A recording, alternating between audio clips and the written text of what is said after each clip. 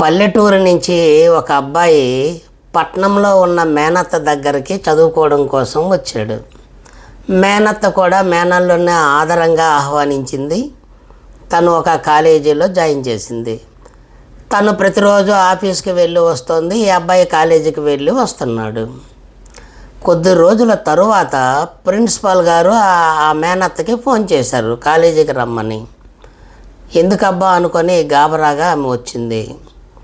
మీ అబ్బాయి ప్రవర్తన సరిగా లేదమ్మా, మాకు చాలా ఇబ్బందిగా ఉంది అని ప్రిన్సిపల్ గారు ఆ అబ్బాయి మీద కంప్లైంట్ ఆ మేనత్తకి ఇచ్చాడు.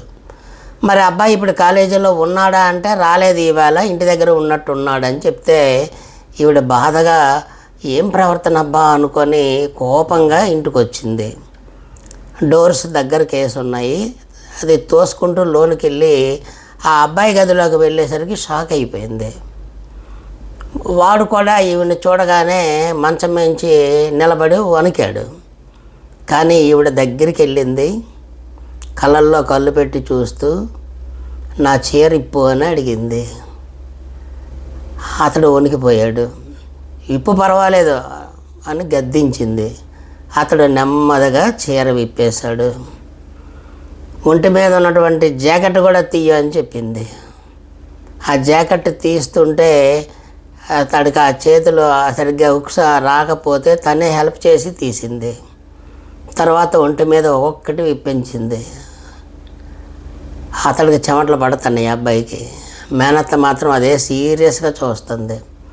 అన్ని బట్టలు ఒంటి మీద నుంచి విప్పిన తర్వాత ఆ బట్టలన్నీ తీసి మూట కట్టుకొని ఇంకొకసారి నా బట్టలు వేసావంటే ఒళ్ళు చీరేస్తాను అని అన్నది. అబ్బాయి ప్రవర్తన సరిగా లేదనగానే మన బుద్ధి పక్కకి వెళ్ళిపోయింది కదా. ఏదో ఒకటి జరుగుతుంది, మేనత్త ఒంటి మీద బట్టలు ఇప్పమని మేనత్తే చెబుతుంది అనుకుంటున్నాం కదా. కానీ ప్రవర్తన బాగోలేదు అంటే ఆడదానిలాగా చీర జాకెట్ వేసుకొని వాడు ఇబ్బంది పెడుతున్నాడు అక్కడ. అది ప్రవర్తన బాగోలేదు అంటే. కానీ ప్రవర్తన బాగోలేదు అనగానే ఒక వయసులో కుర్రవాడు అనగానే మన ఆలోచనలన్నీ పక్కకి వెళ్ళిపోతాయి. మేనత్త వచ్చి చీర ఇప్పు జాకెట్ విప్పు అనగానే ఆవిడ ఒంటి మీద విప్పుతున్నాడేమో అని మన భ్రమ కలిగింది. కానీ అతడు వేసుకున్న తన బట్టలు విప్పమని చెప్పింది. అన్నీ పోగు చేసుకొని మరొకసారి నా బట్టలు వేసుకున్నామంటే ఒళ్ళు చీరేస్తానని వార్నింగ్ ఇచ్చి వెళ్ళిపోయింది. మనం కూడా చాలా సందర్భాల్లో అపోహలు అపార్థాలతోనే బతుకుతాం.